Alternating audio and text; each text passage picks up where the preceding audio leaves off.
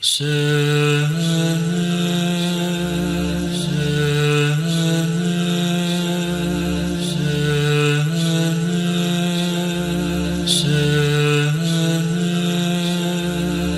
باللہ السمیع العلیم من الشیطان اللعین الرجیم بسم اللہ الرحمن الرحیم الحمدللہ رب العالمین والصلاة والسلام علی محمد وعلی آلہ الطیبین الطاہرین المعصومین الذین اذهب اللہ عنہم الرجس وطہرہم تطہیرا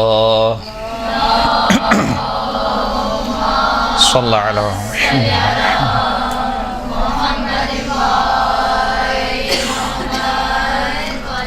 واللعنة الدائمة على أعدائهم ومنكر فضائلهم وغاصب حقوقهم من الآن إلى قيام يوم الدين أما بعد وقد قال الإمام الصادق عليه السلام إن ذكرنا من ذكر الله إن إذا ذكرنا ذكر الله وإذا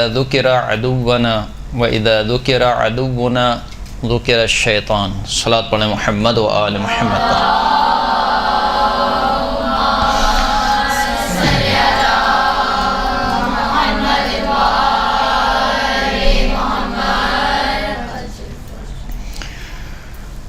دیکھیں آپ تمام مومنات ایک مقدس فریضے کو سیکھنے کے لیے یہاں پر آئی ہیں، اور آج کیونکہ پہلی کلاس ہے تو اس کلاس میں کچھ مقدماتی باتیں آپ کی خدمت میں عرض کی جائیں گی. سب سے پہلے تو یہ جاننا ضروری ہے کہ جو ایک مقدس کام آپ سیکھنا چاہتی ہیں اس کی اہمیت کیا ہے، ذاکری کی اہمیت کیا ہے. دوسرا، جن ہستیوں کا ذکر کرنا چاہتی ہیں اس کی اہمیت کیا ہے. ذکر اہل بیت کی اہمیت کیا ہے، اور ذاکر اہل بیت کی اہمیت کیا ہے. آیا یہ ذکر کوئی عام شخصیات کا ذکر ہے یا یہ پاک اور پاکیزہ ہستیوں کا ذکر ہے؟ جب وہ پاک اور پاکیزہ ہستیاں کہ جن کے متعلق خداوند کریم فرماتا ہے کہ انما یرید اللہ لیذھب عنکم الرجس اہل البیت ویطہرکم تطہیرا. اللہم صل علی محمد وآل محمد.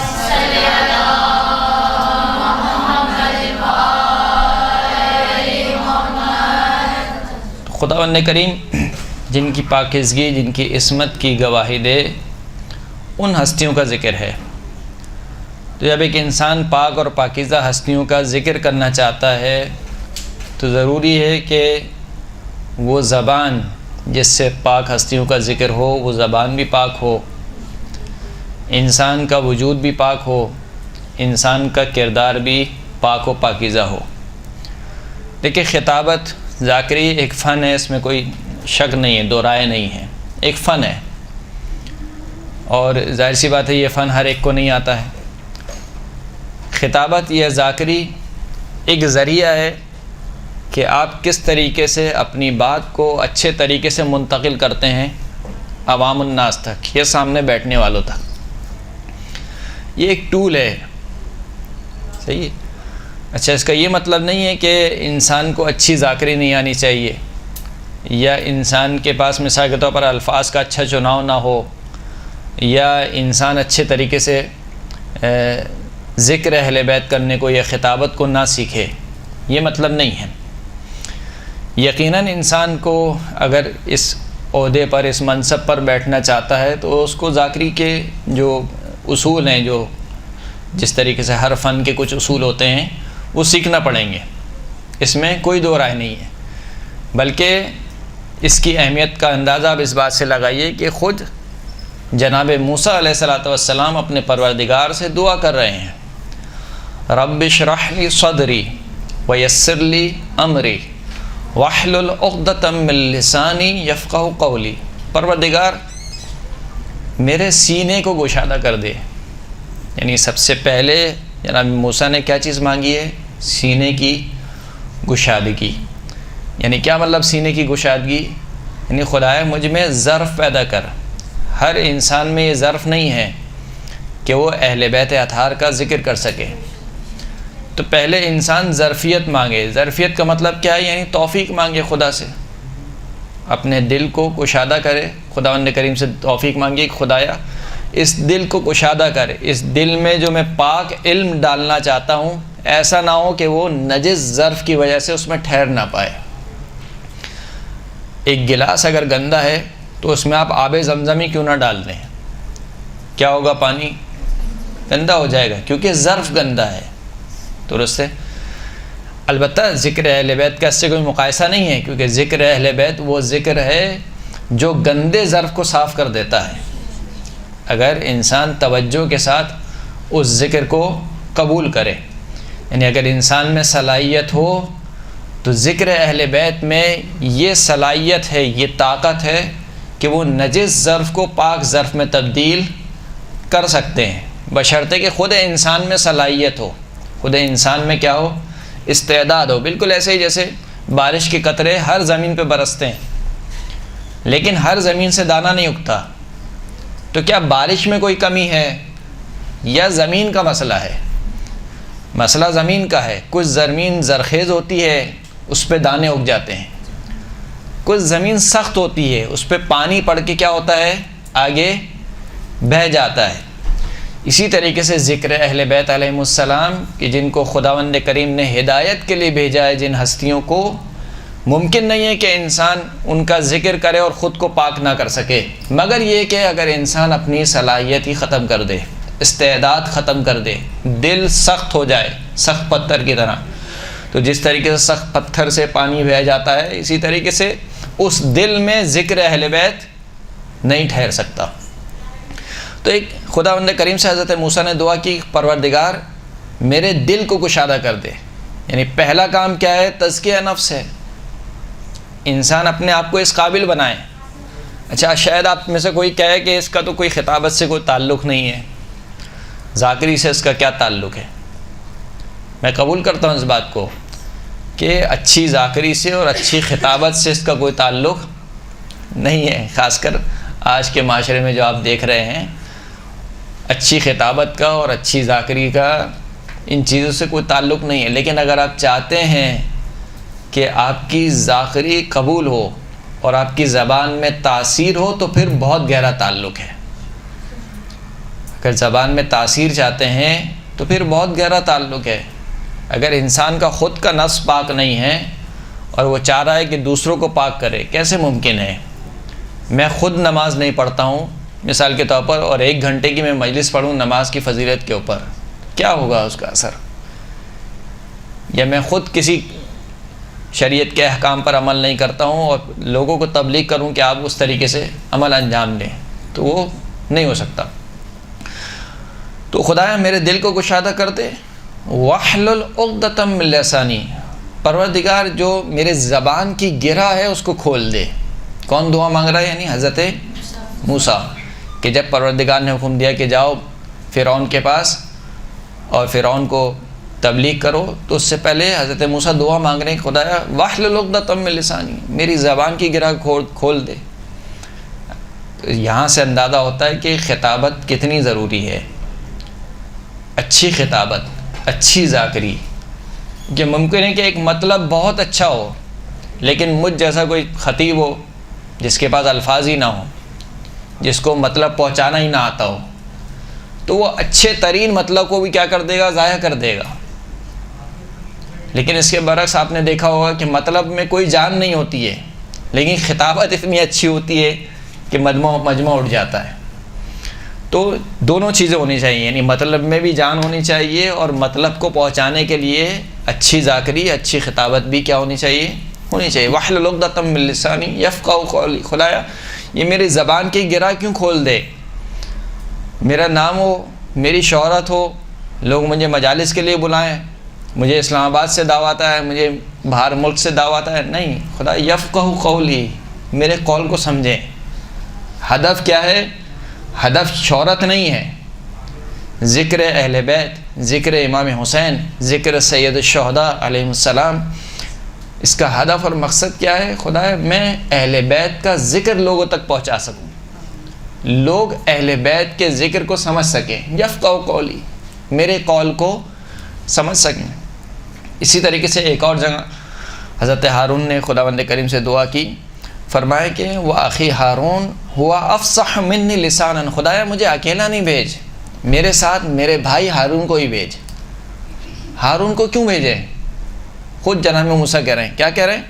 ہوا افصح منی لسانا، اس کی زبان مجھ سے زیادہ فصیح ہے، ہارون کی زبان مجھ سے زیادہ فصیح، یعنی کتنا اثر انداز ہے تبلیغ میں یہ خطابت کا ہونا یا ذاکری کا اچھا ہونا، کتنا اثر رکھتا ہے کہ حضرت موسیٰ کہہ رہے ہیں پروردگار مجھے اکیلا نہ بھیج، بلکہ میرے ساتھ میرا جو بھائی ہے ہارون اس کو بھیج۔ کیوں اس کو بھیج؟ افصح من لسانا، اس کی زبان مجھ سے زیادہ فصیح ہے، یعنی مجھ سے زیادہ اچھا بولنا جانتا ہے، لہذا تو میرے ساتھ میرے بھائی کو بھیج۔ وما ارسلنا من رسول الا بلسان قومه، ہم نے کسی رسول کو نہیں بھیجا، کسی رسول کو نہیں بھیجا الا بلسان قومی، مگر یہ کہ خود اس کی قوم کی زبان دے کر، یعنی ایسا نہیں ہے کہ مثال کے طور پر اگر عرب معاشرے میں کوئی رسول بھیج رہے ہیں تو اس کی زبان پنجابی ہے، خود کی زبان کیا ہے؟ پنجابی ہے، مثال کے طور پر۔ اب یہ پنجابی کی توہین نہیں ہے، نعوذ باللہ، ایک سمجھانے کے لیے بات کہہ رہا ہوں، یہ عجمی ہے، مثال کے طور پر اردو زبان ہے۔ جس قوم میں رسول کو بھیجا اس رسول کو اس قوم کی زبان تھی، اسی زبان کے ساتھ اس رسول کو بھیجا، یعنی اگر ایک قوم ہے جو عبرانی بولتی ہے مثال کے طور پر، تو حضرت ابراہیم کو عبرانی زبان کے ساتھ بھیجا، حضرت اسماعیل کو عبرانی زبان کے ساتھ بھیجا، اسی طریقے سے اور دوسرے رسول۔ تو ہر قوم میں خداوند کریم نے کسی اجنبی زبان والے رسول کو نہیں بھیجا۔ وجہ کیا تھی؟ وجہ یہ تھی کہ اگر اجنبی زبان والے کو بھیجتے تو پہلے تو وہ زبان سیکھے، پھر زبان کے بعد اتنی کمانڈ اور اس کو مہارت حاصل ہو کہ اس میں وہ خطابت کر سکے، اور خطابت کرنے کے بعد پھر وہ اللہ کا پیغام پہنچائے، تو لوگ کیا کہیں گے کہ اس کو تو بولنا ہی نہیں آتا، یہ کیسا رسول ہے، اس کی بات ہمیں سمجھ میں نہیں آتی۔ لہٰذا پروردگار عالم نے ہر رسول کو جس قوم کی طرف بھی بھیجا اس قوم کی زبان کے ساتھ بھیجا۔ یہ زبان کی تاثیر ہے، یعنی خطابت اور ذاکری جو ہم کہہ رہے ہیں، جو ہم سیکھنے یہاں پر آئے ہیں، اس کی اہمیت میں آپ کی خدمت میں پیش کرنا چاہتا ہوں۔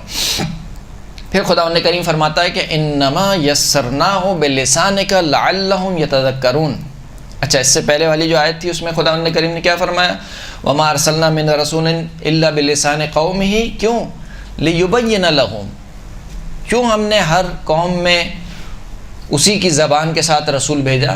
لیبین لہم، تاکہ ان کو بیان کر سکے، یعنی ہدف اور مقصد کیا ہے؟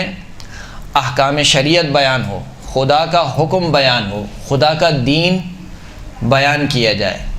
یعنی ہم نے اپنے رسولوں کو خطابت اس وجہ سے نہیں سکھائی کہ وہ جائیں اور مجمع اکٹھا کریں اور مجمع پورا کھڑا ہو جائے ان کی خطابت پر۔ ہم نے اپنے رسولوں کو اس وجہ سے خطابت نہیں سکھائی کہ وہ خطابت کریں اور مجمع مثال کے طور پر واہ واہ کرے، اس وجہ سے ہم نے خطابت نہیں سکھائی۔ ہم نے اپنے رسولوں کو اس وجہ سے فصیح بنا کر نہیں بھیجا کہ وہ لوگوں میں مشہور ہو جائے، یا لوگوں مثال کے طور پر دور دراز علاقے سے ان کو دعوت آئے کہ آپ ہماری یہاں بھی مثال کے طور پر مسجد میں آئے، آپ ہماری عبادت گاہ میں بھی آئیں، آپ یہاں پر بھی خطاب کریں، نہیں۔ لیبین لہم، ہدف کیا ہے؟ ذاکری کا ہدف کیا ہے؟ ذاکری خطابت کا ہدف ہرگز خدا را کوئی بھی دنیاوی ہدف کو مد نظر نہ رکھیں۔ پہلے دن سے یہ سارے مفاہیم آپ کے ذہن میں کلیئر ہونے چاہیے۔ ذاکری کا ہدف ہرگز یہ نہیں ہے کہ لوگ مجھے کہیں کہ یہ بہت اچھی ذاکرہ ہے، لوگوں میں نام ہو، شہرت ہو، یا مثال کے طور پر میری واہ ہو، یا میری مجلس میں مجمع زیادہ ہو۔ لوگ کہیں کہ ان کی مجلس ہوتی ہے اس میں تو بس بیٹھنے کی جگہ ہی نہیں ہوتی، یا ان کی مجلس سے 1 گھنٹہ پہلے لوگ آنا شروع ہو جاتے ہیں۔ یہ سارے دنیاوی ہدف ہیں حضرات گرامی۔ ان اہداف کا نہ امام حسین سے کوئی تعلق ہے، نہ اہل بیت اطہار سے کوئی تعلق ہے، کوئی تعلق نہیں ہے۔ نہ ذاکری اس وجہ سے سیکھیں کہ خدا نخواستہ مثال کے طور پر کوئی کہے کہ ذاکری سیکھ جائیں گے تو اچھا لفافہ ملے گا، مال و دولت ملے گی، دنیاوی مال و دولت۔ یہ تمام کے تمام چیزیں کیا ہے؟ دنیاوی، سب کے سب دنیاوی اہداف ہیں۔ ان سب کو جیسے کہنا چاہیے اپنے دماغ سے، ذہن سے نکال دیں پہلے دن ہی، کہ یہ کام اس لیے تو کرنا ہی نہیں ہے۔ لیبین لہم، پھر دوسری آیت میں خداوند کریم فرماتا ہے کہ انما یسرناہ بلسانک لعلہم یتذکرون، خدا اے حبیب ہم نے اس قرآن کو تیری زبان پر آسان کر دیا، آسان کر دیا، کیوں؟ لعلہم یتذکرون، کہ شاید کوئی یہ نصیحت حاصل کر سکیں۔ پھر عرض کر رہا ہوں، ہدف کیا ہے؟ ہدایت۔ ہدف کیا ہے؟ لوگوں کو بیان ہو، دین کا بیان ہو، احکام شریعت بیان کیے جائیں، فضائل اہل بیت اطہار بیان کیے جائیں۔ یہ نہ سمجھیں کہ میں خدا نخواستہ وہ فضائل کے خلاف گفتگو کر رہا ہوں یہاں پر۔ جتنا احکام شریعت اور دوسرے احکام کو بیان کرنا ضروری ہے، شاید اس سے کہیں زیادہ فضائل اہل بیت کو بیان کرنا ضروری ہے۔ کیوں ضروری ہے؟ کیونکہ اہل بیت اطہار ہمارے عقیدے کا حصہ ہیں۔ جب تک عقیدہ مضبوط نہیں ہوگا آپ فروعات کے ذریعے سے کچھ بھی نہیں کر سکتے۔ اب نماز روزے کہاں لے کے جائیں گے اگر کسی کا عقیدہ ہی درست نہیں ہے؟ اگر کسی کی ولایت ہی درست نہیں ہے تو اب اس کی نماز روزے کہاں پر لے کے جائے گا؟ وہ اپنے حج کہاں پر لے کے جائے گا؟ جس کی ولایت ہی کمزور ہے، جو یہ سمجھے کہ علی اور غیروں میں کوئی فرق نہیں ہے، جو یہ سمجھے کہ مثال کے طور پر علی کو دوسروں سے کوئی مسئلہ نہیں تھا، یا علی بھی تو دوسروں کی خلافت میں زندگی بسر کر رہے تھے، جب ان کو کوئی تکلیف نہیں تھی تو آپ کو کیوں تکلیف ہے؟ جو شخص یہ سمجھ جائیے کہ وہ آپ کے عقیدے پر حملہ کر رہا ہے۔ لہٰذا عقیدے کو مضبوط مستحکم کرنے کے لیے اہل بیت اطہار کے فضائل، ان کے مقامات کو بیان کرنا اشد ضروری ہے، بالخصوص آج کل کے دور میں اشد ضروری ہے۔ تو یہ تمام چیزیں ہونی چاہیے، سب کچھ ہونا چاہیے، مگر ہدف اور مقصد کیا ہونا چاہیے؟ کبھی بھی نہ تو اپنی تعریف، نہ شہرت، نہ پیسہ، نہ مقام، ان تمام اہداف کو اپنے ذہن و گمان سے نکال دیجیے۔ انما یسرناہ بلسانک لعلہم یتذکرون، یا ایک دوسری آیت میں خداوند کریم فرماتا ہے کہ انما یسرناہ بلسانک لتبشر بہ المتقین وتنذر بہ قوما لدا۔ اے حبیب ہم نے اس کتاب کو تیری زبان پر آسان کر دیا۔ کیوں آسان کر دیا؟ تاکہ تو مومنین کو بشارت دے اور جو جھگڑالو قوم ہے اس کو ڈرائے خدا کے عذاب سے۔ یعنی ان تمام آیت میں ہدف کیا ہے؟ اخروی ہدف ہے، اخروی ہدف ہے۔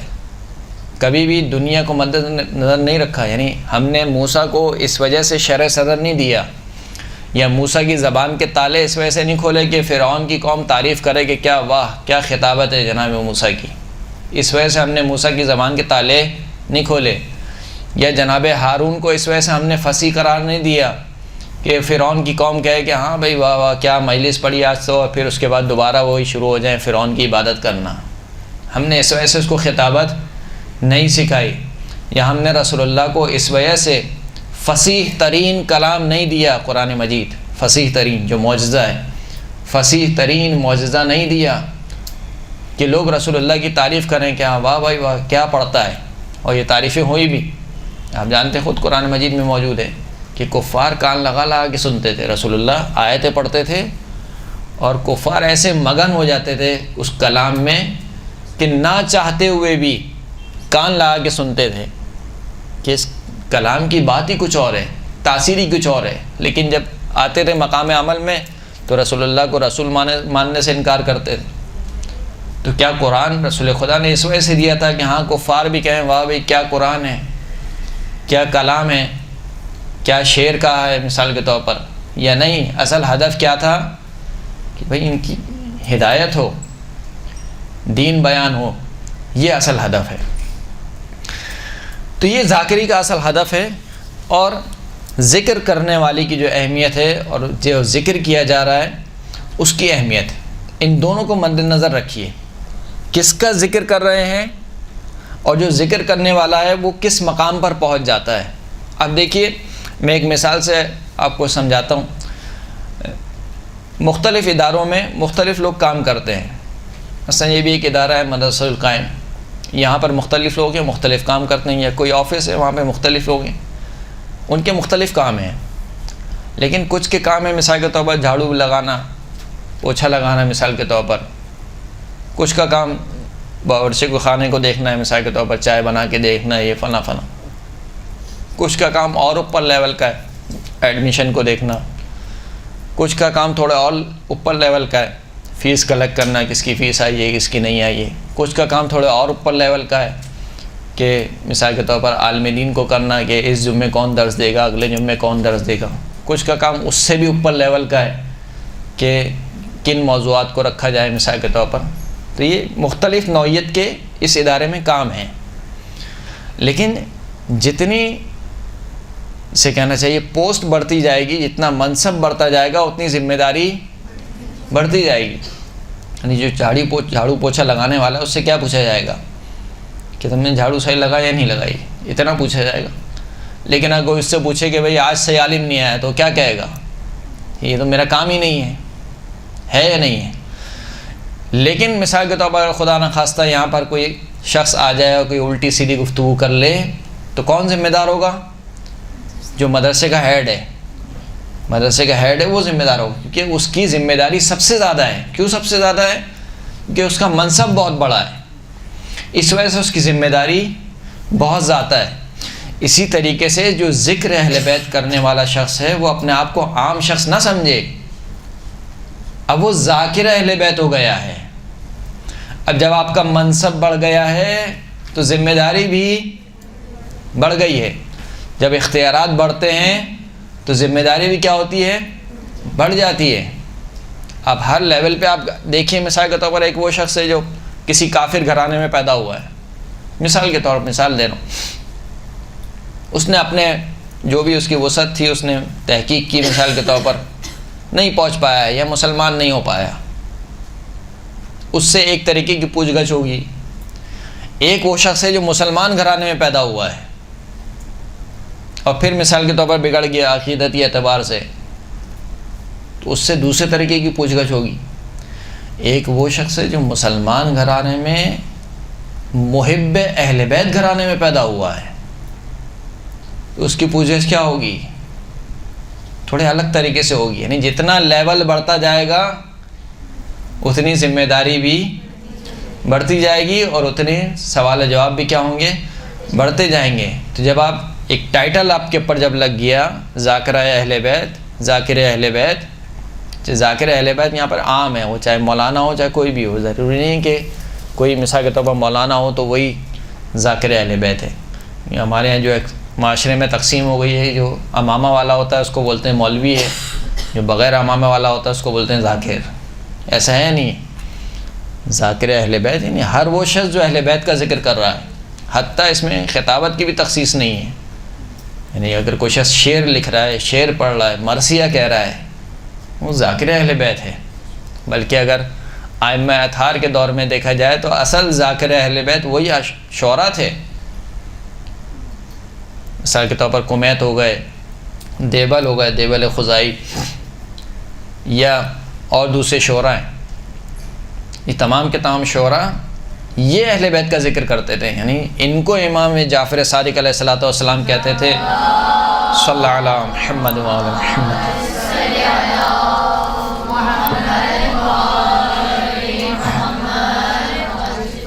ان سے امام کہتے تھے کہ میرے جد کے مصائب میں اشعار کہو.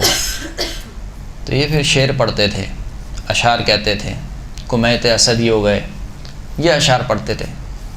تو ذاکر اہل بیت کی جو اصطلاح ہے جو ہمارے ہاں رائج ہے، ہم اس اصطلاح کو دیکھتے ہوئے گفتگو نہیں کر رہے، بلکہ عام اصطلاح ہے. ہر وہ شخص جو کسی بھی طریقے سے اہل بیت اطہار کا ذکر کرنا چاہتا ہے وہ ذاکر اہل بیت ہے.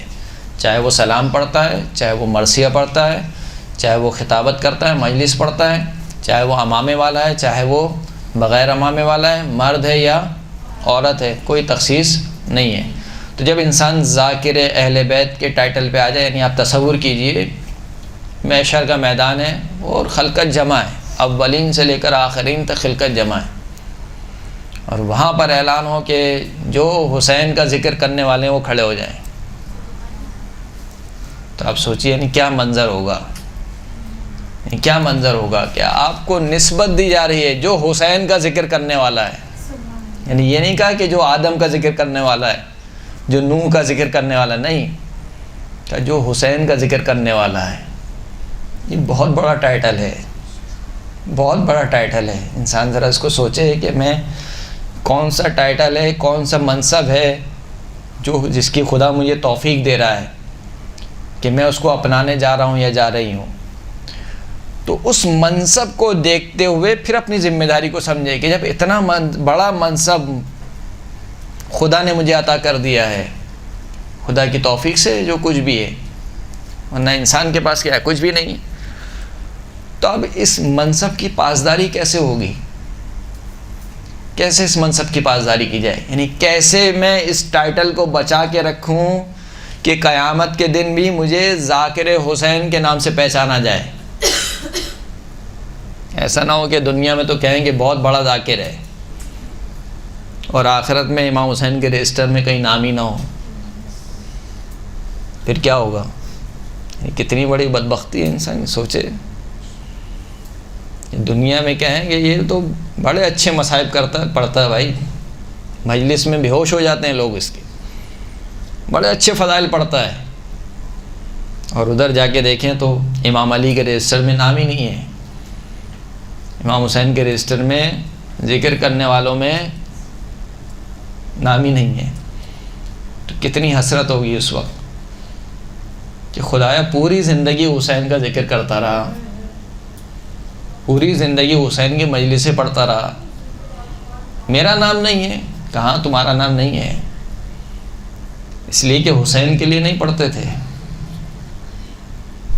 جس کے لیے پڑھتے تھے اس رجسٹر میں تمہارا نام ہے, حسین کے رجسٹر میں تمہارا نام نہیں ہے. ایک صلوات پڑھیں محمد و آل محمد.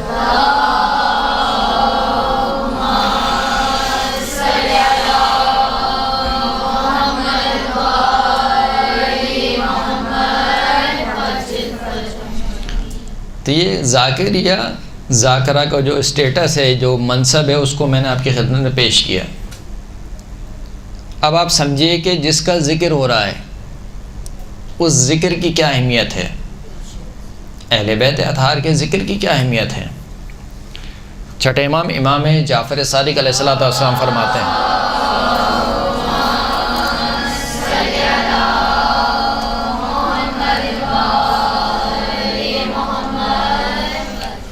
فرماتے ہیں کہ شیعتنا الرحماء بینہم, ہمارے شیعہ وہ ہیں کہ جو آپس میں ایک دوسرے پر مہربان ہوتے ہیں, ایک دوسرے پر رحم کرنے والے ہوتے ہیں, تکبر کے ساتھ نہیں ملتے ایک دوسرے کے ساتھ, ایک دوسرے کے ساتھ ملتے ہیں تو رحم دلی کے ساتھ, ہمدردی کے ساتھ ملتے ہیں.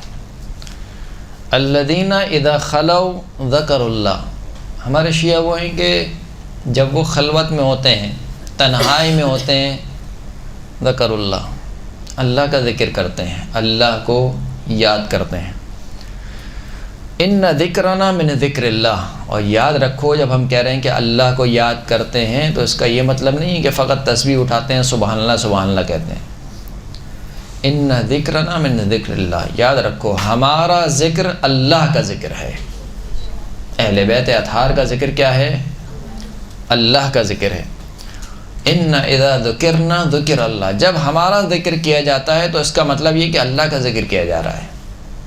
کسی مجلس میں اگر اہل بیت اطہار کا ذکر کیا جا رہا ہے تو کوئی شخص یہ گمان نہ کرے کہ اس مجلس میں تو اللہ کی کوئی بات ہی نہیں ہوئی. نہیں, ہمارا ذکر کیا جا رہا ہے, اس کا مطلب یہ کہ اللہ کا ذکر کیا جا رہا ہے. وَإِذَا ذُكِرَ عَدُوُّنَا ذُكِرَ الشَّيْطَانُ, اور جب ہمارے دشمنوں کا ذکر ہونے لگے, وہ بھی حسین کے منبر سے. بہت عجیب بات ہے کہ اگر ہمارے دشمنوں کا ذکر ہو تو سمجھ لینا کہ شیطان کا ذکر ہو رہا ہے. ہمارا ذکر اللہ کا ذکر ہے, ہمارے دشمن کا ذکر شیطان کا ذکر ہے. بھلے سے کتنی اچھی آواز کیوں نہ ہو, کتنی اچھی خطابت کیوں نہ ہو, اگر ہمارے دشمن کا ذکر کر رہا ہے اس کا مطلب کیا ہے؟ شیطان کا ذکر کر رہا ہے. کتنی پبلک کیوں نہ ہو, کتنا اچھا مائک کیوں نہ لگا ہو, کتنا اچھا عزا خانہ کیوں نہ ہو, اگر ہمارے دشمن کا ذکر ہو رہا ہے تو اس کا مطلب کیا ہے؟ شیطان کا ذکر ہو رہا ہے. عباد بن کثیر چھٹے امام کا صحابی ہے, وہ کہتا ہے کہ میں نے امام کی خدمت میں عرض کی کہ میں آ رہا تھا تو راستے میں میرا ایک ذکر ہوا ایک قصہ گو سے, کہانیاں سنانے والے سے. وہ کہانیاں سنا رہا تھا, قصے سنا رہا تھا. اور وہ کہہ رہا تھا کہ ھذا المجلس لا یشقی بہ جلیس، وہ کہہ رہا تھا کہ میری جو یہ مجلس ہے، یعنی میری جو یہ محفل ہے، جو لوگ بیٹھے ہوئے ہیں، یہ وہ محفل ہے کہ جس میں بیٹھنے والا کبھی بھی بدبخت نہیں ہو سکتا، ہمیشہ سعادت مند رہے گا جو میری اس مجلس میں بیٹھے گا۔ جب امام نے یہ سنا تو فرمایا کہ ہیہات ہیہات، بہت بعید ہے، بہت بعید ہے، یعنی وہ جو بات کر رہا ہے بہت بعید ہے۔ پھر امام نے فرمایا کہ ان للہ ملائکۃ سیاحین سوی الکرام الکاتبین، خداوند کریم کے کچھ ملائکہ ہیں جو سیاح ہیں، سیاح یعنی سیر کرتے رہتے ہیں، ایک جگہ سے دوسری جگہ جاتے رہتے ہیں، یعنی کچھ ملائکہ ہیں جو مثال کے طور پر فقط رکوع میں، کچھ ملائکہ ہیں جو حملۃ عرش ہیں، جو عرش الہی پر موجود ہیں، کچھ ملائکہ ہیں جو قبر امام حسین علیہ السلام پر ہیں، وہیں پر ہیں موجود، لیکن یہ ملائکہ کیا ہیں؟ سیاحین، گھومتے پھرتے رہتے ہیں۔ سوی الکرام الکاتبین، کرام الکاتبین کے علاوہ، کرام الکاتبین کون سے ملائکہ ہیں؟ یہ دو فرشتے۔ فَإِذَا مَرُّوا بِقَوْمٍ يَذْكُرُونَ مُحَمَّدًا وَآلَ مُحَمَّدٍ، جب یہ کسی ایسے قوم سے گزرتے ہیں کہ جو محمد اور آل محمد کا ذکر کر رہے ہوں، قالوا قفوا، تو یہ کہتے ہیں ملائکہ سے رک جاؤ، سیاحین ہیں، کہتے ہیں کہ نہیں یہیں پہ رک جاؤ، فقط اصبتم حاجتکم، کہ تم لوگوں نے اپنی حاجت کو پا لیا ہے، یعنی تم جس چیز کے لیے گھوم پھر رہے ہو وہ تم پا چکے ہو، یہیں پر ٹھہر جاؤ۔ فیجلسون، بس وہ ان ذکر کرنے والوں کے ساتھ بیٹھ جاتے ہیں۔ ملائکہ کہاں بیٹھ جاتے ہیں؟ جہاں محمد اور آل محمد کا ذکر ہو رہا ہے۔ آپ کے بغل میں نہ جانے کتنے ملائکہ بیٹھے ہوئے ہیں، ذکر ہو رہا ہے نہیں ہو رہا محمد آل محمد کا؟ اللہم صلی علی محمد وآل محمد۔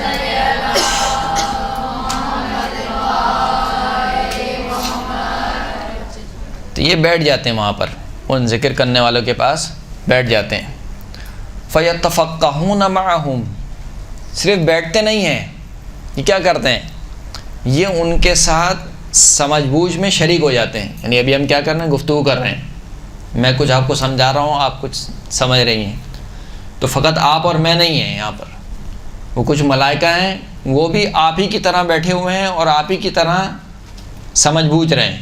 فَيَتَفَقَّهُونَ مَعَهُمْ فَإِذَا قَامُوا، جب یہ مجلس برخاست ہو جاتی ہے، بھی ہم چلے جائیں گے مثال کے طور پر گھنٹے 2 گھنٹے کے بعد جو بھی ہے ٹائمنگ، جب ہم چلے جائیں گے، جب یہ مجلس برخاست ہو جائے گی تو کیا ہوگا؟ عادوا مرضاہم، خدا نخواستہ اگر ان میں سے کوئی مریض ہو گیا، میں مثال کے طور پر گیا یہاں سے اور جاتے ہوئے خدا نخواستہ کوئی مرض مجھے لاحق ہو گیا، تو عادوہم، تو یہ ملائکہ اس کی عیادت کے لیے جاتے ہیں، یہ ملائکہ اس کی عیادت کے لیے جاتے ہیں۔ وَشَهِدُوا جَنَائِزَهُمْ، اور خدا نخواستہ اگر کسی کا انتقال ہو گیا، اصل میں گیا یہاں سے اور میرا انتقال ہو گیا، تو یہ ملائکہ اس کے جنازے میں شریک ہوتے ہیں۔ وَتَعَاهَدُوا غَائِبَهُمْ، اور ان کے جو لواحقین ہیں ان کے ساتھ اچھا سلوک پیش کرتے ہیں، ان کے ساتھ ان کو تسلی دیتے ہیں، یعنی اگر کوئی مرنے والے کے لواحقین ہیں ان کے ساتھ اچھا سلوک کرتے ہیں۔ فَذَلِكَ الْمَجْلِسِ الَّذِي لَا يَشْقَى بِهِ جَلِيسٌ، امام نے فرمایا کہ وہ مجلس نہیں جو وہ قصے کہانی سنا رہا تھا، وہ مجلس جس میں محمد اور آل محمد کا ذکر ہو، یہ وہ مجلس ہے کہ جس میں بیٹھنے والا کبھی بھی بدبخت نہیں ہوتا۔ مجلس اہل بیت میں بیٹھنے والا کبھی بھی بدبخت نہیں ہوتا، چاہے وہ چھوٹی مجلس ہو چاہے وہ بڑی مجلس ہو، گھر کے ایک کمرے کی مجلس ہو یا بارگاہ کی مجلس ہو، جہاں پر بھی اہل بیت اطہار کا ذکر ہو رہا ہے اور وہاں پر کچھ لوگ بیٹھے ہوئے ہیں، یقین کریں ان باتوں کے اوپر۔ یہ امام پر مسئلہ ہمارا ہے کہ خود میں اپنی بات کر رہا ہوں، یقین نہیں ہے، یعنی ابھی ہم نے کہا کہ مثلا ملائکہ بیٹھے ہوئے ہیں تو بولنے کی حد تک ہے، کتنا یقین ہے، کتنا یقین ہے۔ ماں فرماتے ہیں کہ جہاں پر بھی جس مجلس میں بھی محمد اور آل محمد کا ذکر ہوتا ہے، اس مجلس میں بیٹھنے والا کبھی بھی بدبخت نہیں ہوتا ہے، یعنی انسان کی آخرت کی سعادت کس میں ہے؟ ذکر محمد اور آل محمد میں۔ اس کے بعد ایک حدیث ہے، اس میں چھٹے امام فرماتے ہیں کہ ان من الملائکۃ الذین فی السماء لیطلعون الی الواحد والاثنین والثلاثہ وهم یذکرون فضل آل محمد صلی اللہ علیہ وآلہ وسلم۔ فرماتے ہیں کہ خداوند کریم کے کچھ ملائکہ ہیں آسمان پر، جب وہ دیکھتے ہیں کہ زمین پر کوئی ایک بندہ یا دو بندے یا تین بندے، یطلعون الی الواحد والاثنین والثلاثہ، ایک بندہ، دو بندے یا تین بندے، اب تین سے زیادہ بھی ہو سکتے ہیں، ظاہر سی بات ہے، وہم یذکرون فضل آل محمد، وہ دیکھتے ہیں ملائکہ کہ یہ آل محمد کی فضیلت بیان کر رہے ہیں، آل محمد کے فضائل بیان کر رہے ہیں، فتقول، تو وہ ملائکہ کہتے ہیں کہ اما ترون الی ہؤلاء فی قلتہم وکثرت عدوہم یصفون فضل آل محمد، کیا تم ان لوگوں کو نہیں دیکھتے ہو کہ ان کی تعداد روئے زمین پر کتنی کم ہے اور ان کے دشمنوں کی تعداد روئے زمین پر کتنی زیادہ ہے، اس کے باوجود یہ آل محمد کے فضائل بیان کر رہے ہیں۔ فتقول، تو ان میں سے ملائکہ کا ایک گروہ کہتا ہے ذالک فضل اللہ یؤتیہ من یشاء، یہ جو اہل بیت اطہار کے فضائل بیان ہو رہے ہیں اور لوگ سن رہے ہیں اور ذاکر سنا رہا ہے، یہ کیا ہے؟ ذالک فضل اللہ، یہ اللہ کا وہ فضل ہے کہ اللہ جسے چاہتا ہے اس کو دیتا ہے۔ یعنی کیا مطلب؟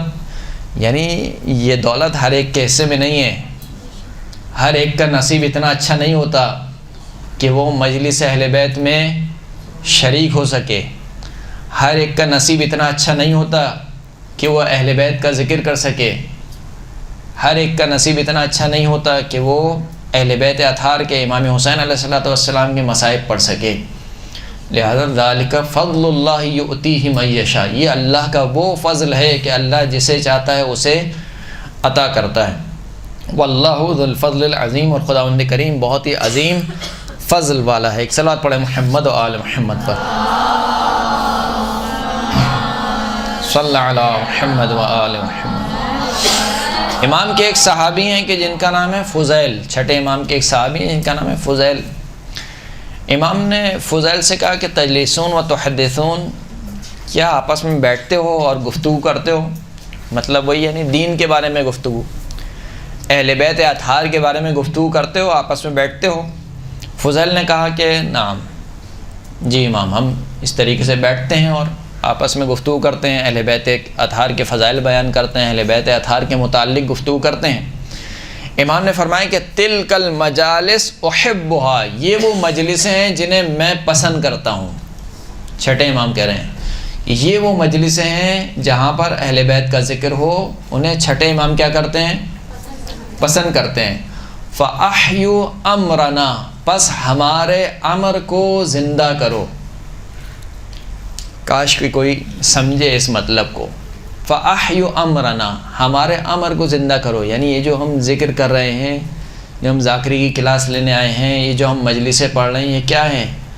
احیاء امر امامت ہے، یعنی امامت کے امر کو زندہ کر رہے ہیں، ولایت اہل بیت اطہار کو کیا کر رہے ہیں؟ زندہ کر رہے ہیں۔ امام کہہ رہے ہیں کہ ہمارے امر کو زندہ کرو۔ رحم اللہ من احیا امرنا، خدا اس بندے پر رحم کرے جو ہمارے امر کو کیا کرے؟ زندہ کرے۔ ابھی میں نے آپ کی خدمت میں عرض کیا تھا کہ مجلس کا ایک سب سے اہم پہلو کیا ہے؟ عقائد ہیں۔ عقائد سے مراد کیا ہے؟ یعنی عقیدہ امامت اور توحید، تمام اس میں عقیدہ آیتیں ہیں، عقیدہ نبوت، عقیدہ امامت اور عقیدہ آخرت وغیرہ، اور ان میں بالخصوص عقیدہ امامت۔ فرماتے ہیں کہ خداوند کریم اس بندے پر رحم کرے کہ جو ہمارے امر کو زندہ کرتا ہے۔ پھر فرماتے ہیں یا فضیل من ذکر او من ذکرنا او ذکرنا عنده، اے فضیل جو شخص بھی ہمارا ذکر کرے یا اس کے سامنے ہمارا ذکر ہو، یعنی یا تو وہ خود ذاکر ہو یا کسی ذاکر کی مجلس میں بیٹھا ہو، فخرج عن عینیہ مثل جناح الذباب، اگر کوئی شخص بیٹھا ہو کسی مجلس میں جہاں پر ہمارا ذکر ہو، ذکر سے مراد یہاں پہ کیا ہے؟ مصائب ہیں، یعنی ہمارے مصائب بیان کیے جائیں، اور اس کے آنکھ سے مچھر کے پر کے برابر آنسو نکل آئے، مچھر کا پر کتنا چھوٹا ہوتا ہے، مکھی کا پر نہیں بولا، مچھر کا پر، مچھر کے پر کے برابر اگر آنسو نکل آئیں، غفر اللہ ذنوبہ، خداوند کریم اس کے تمام گناہ بخش دیتا ہے۔ وَلَوْ كَانَتْ أَكْثَرَ مِنْ زُبَدِ الْبَحْرِ، اگرچہ اس کے گناہ سمندر کے جھاگ سے بھی زیادہ ہوں۔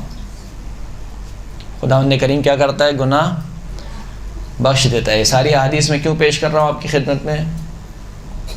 کہ اس ذکر کو سمجھیے، جس ذکر کو آپ سیکھنے آئے ہیں یا جو ذکر آپ بیان کریں گے اس کی معرفت ہونی چاہیے کہ میں کس کا ذکر کر رہا ہوں، کن ہستیوں کا ذکر کر رہا ہوں، پھر اس کے حساب سے انسان اپنے آپ کو ڈھالے کہ مجھے کیسا ہونا چاہیے۔ جب میں سید الشہداء کا ذکر کر رہا ہوں تو میرا کردار کیسا ہونا چاہیے، جب میں ممبر پہ بیٹھ کے بی بی فاطمہ الزہرا سلام اللہ علیہا کے فضائل بیان کر رہا ہوں یا ان کی مصیبت بیان کر رہا ہوں یا کر رہی ہوں تو میرا اپنا کردار کیسا ہونا چاہیے۔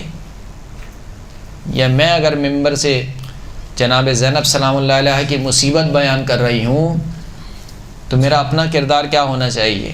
یہ تو نہیں ہو سکتا نا کہ انسان ایک طرف جناب بی بی زینب کے پردے کو روئے، ان کے پردے کے مصائب پڑھے، اور پھر باہر جا کر خود انسان بے پردہ ہو۔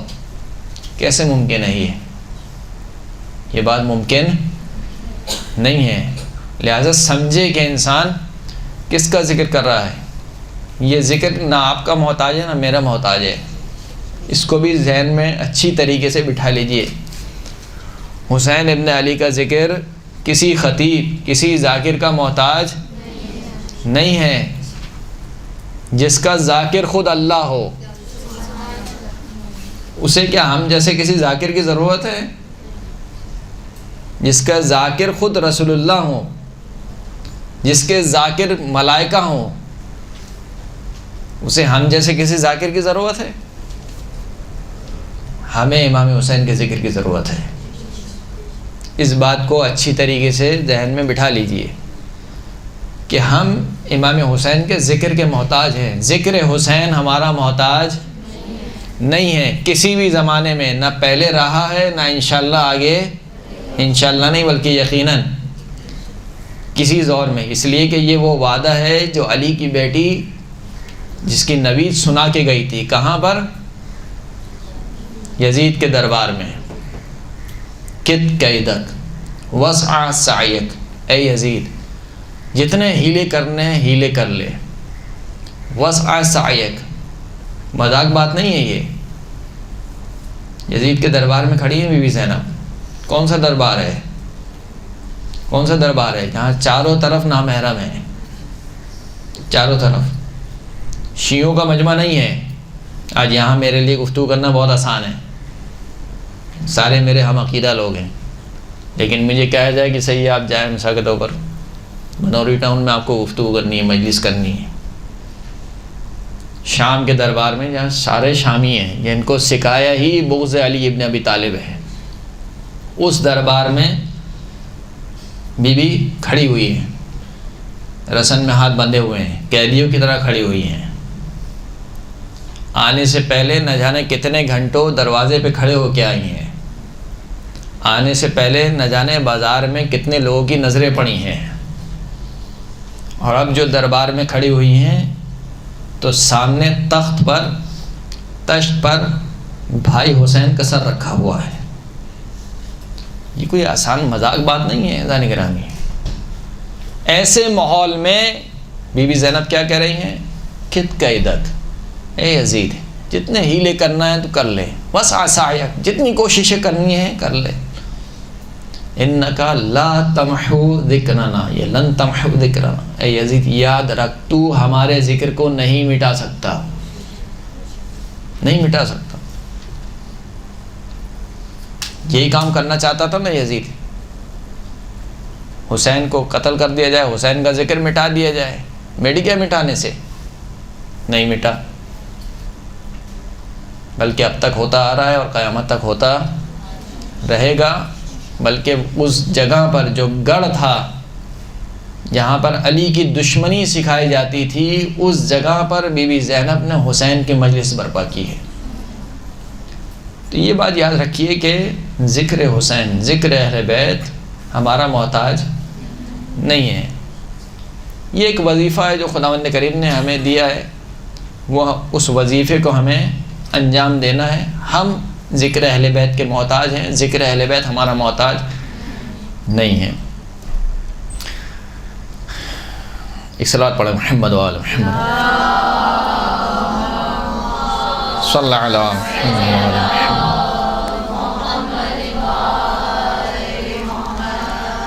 بس یہ آخری روایت آپ کی خدمت پیش کروں.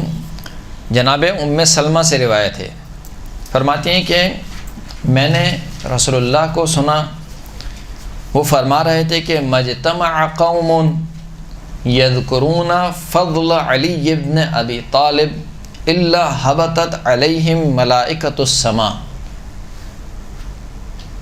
فرمائے کہ کوئی بھی قوم جمع نہیں ہوتی جو مولائے کائنات امیر المؤمنین علی ابن ابی طالب کے فضائل بیان کر رہی ہو.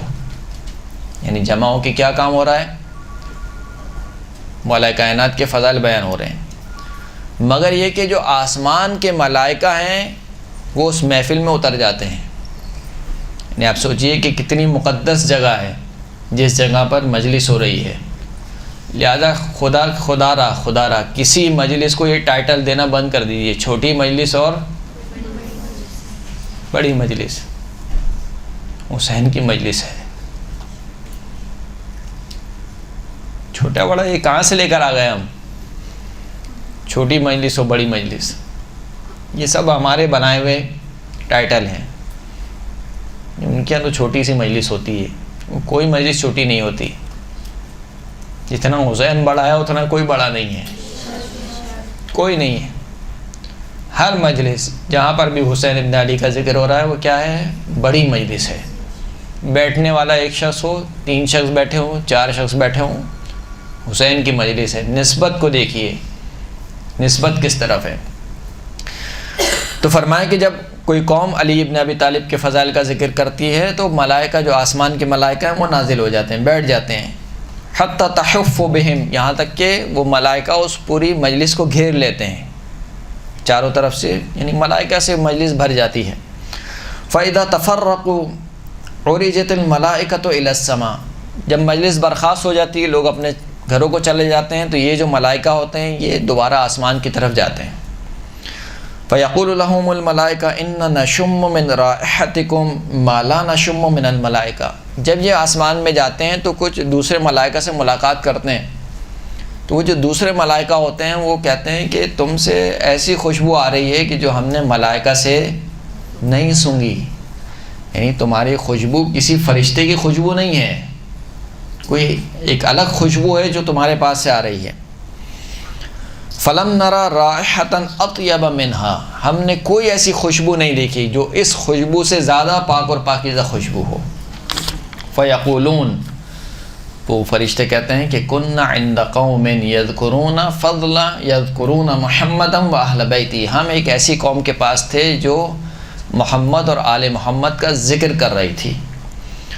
فَعَلِقَ عَلَيْنَا مِنْ رِيحِهِمْ، پس جو ان کی خوشبو تھی، جو ان کے بدن کی بو تھی، وہ ہمارے جسموں پر بیٹھ گئی. فَتَعَطَّرْنَا، پس ہم ان کی خوشبو سے معطر ہو گئے. ملائکہ کس کی خوشبو سے معطر ہو گئے؟ اہل بیت اطہار کی مجلس میں بیٹھنے والوں کی خوشبو سے کون معطر ہو گیا؟ ملائکہ معطر ہو گئے. فَيَقُولُونَ، تو وہ جب دوسرے ملائکہ سنتے ہیں تو وہ کہتے ہیں کہ اِحْبِطُوا بِنَا إِلَيْهِمْ، ہمیں بھی لے چلو ان کے پاس، ہم بھی معطر ہو جائیں گے. فَيَقُولُونَ، تو وہ کہتے ہیں کہ تَفَرَّقُوا وَمَضَىٰ كُلُّ وَاحِدٍ مِّنْهُمْ إِلَىٰ مَنْزِلِهِ، کہ وہ مجلس تو ختم ہو گئی، برخاست ہو گئی وہ مجلس، ان میں سے ہر شخص اپنے گھر چلا گیا. فَيَقُولُونَ، وہ کہتے ہیں کہ اِحْبِطُوا بِنَا حَتَّى نَتَعَطَّرَ بِذَلِكَ الْمَكَانِ، جس جگہ پر وہ مجلس ہو رہی تھی اس جگہ پر لے چلو، کہ ہم اس جگہ سے، اس مکان سے کیا کر لیں؟ معطر ہو جائیں، خوشبو کو لے لیں. تو یہ اہل بیت اطہار کا ذکر جو کوئی عام ذکر نہیں ہے.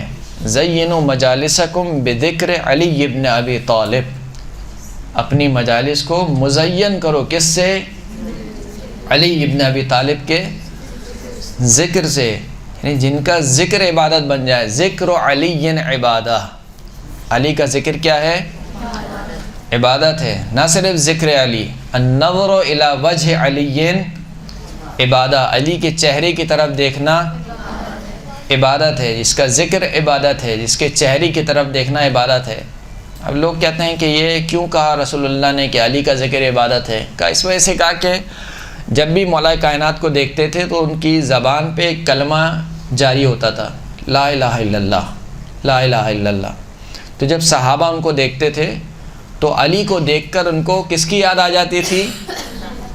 کلمہ توحید کی. یعنی علی کا کردار وہ ہے کہ جو توحید کا آئینہ دار ہے. لہذا کہا کہ ذکر علی عبادہ، علی کا ذکر خود کیا بن گیا؟ یعنی علی نے اللہ کا ذکر نہ جانے کس انداز میں کیا کہ خود علی کا ذکر عبادت بن گیا. ذکر علی عبادہ، النظر الی وجہ علی عبادہ. وہ چہرہ کیا ہوگا کہ جس چہرے کی طرف دیکھنا کیا ہو گیا؟ عبادت ہو گیا. حدیث مشہور ہیں، معروف ہیں، آپ سنتے رہتے ہیں مجالس میں، کہ ام المومنین کہتی ہیں کہ ہم دیکھ رہی تھی میں اپنے بابا کے کہ مسلسل نگاہ ٹکائے ہوئے کس کو دیکھ رہے تھے؟ علی ابن ابی طالب مولا کائنات کو. تو کہا کہ کیا ہوا کہ مسلسل علی ابن ابی طالب کو دیکھ رہے ہیں؟ کہا کیا رسول خدا کی حدیث نہیں سنی؟ النظر الی وجہ علی عبادہ.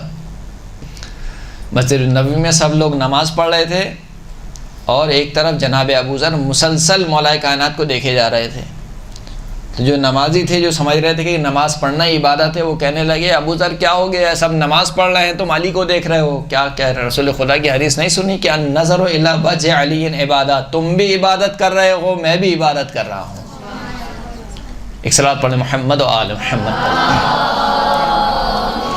صلی اللہ علیہ محمد.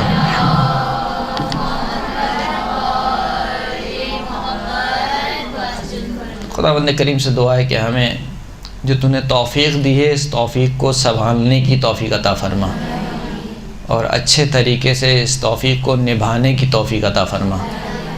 اس ذکر کے ذریعے سے دنیا اور آخرت میں ہمیں کامیاب فرما، اور اس ذکر میں سوائے اہل بیت اطہار اور تیری ذات کے کوئی اور چیز ہمارے مد نظر نہ ہو. بر محمد و آل محمد صلوات.